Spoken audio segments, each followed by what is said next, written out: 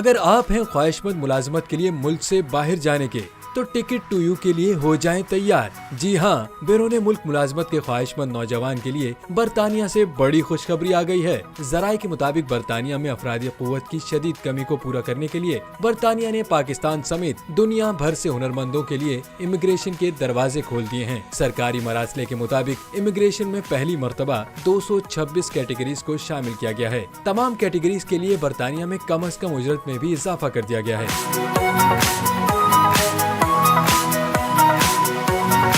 Immigration category में पहली मर्तबा पुलिस अफसरान, सहाफियों, जजों, खुफिया अफसरान, बैरिस्टरों, वकुला और फ्लाइट पायलट्स भी शामिल हैं। इनके अलावा मौसीकार, डांसर्स, डॉक्टर्स, अदाकार और साइंसदानों समेत 31 कैटेगरीज भी मुख्तस की गई हैं। अफरादी क़ुव्वत की कमी की कैटेगरी में drivers, instructors, railway station assistants, air hostess, cabin crew, veterinary doctors, दर्जी भी बरतानिया मुंतकिल हो सकेंगे, जबकि मिस्त्री मजदूर, aircraft engineers, AC fridge engineers, welders, charity अफसरान और स्टेट एजेंट्स के लिए भी मौके हैं।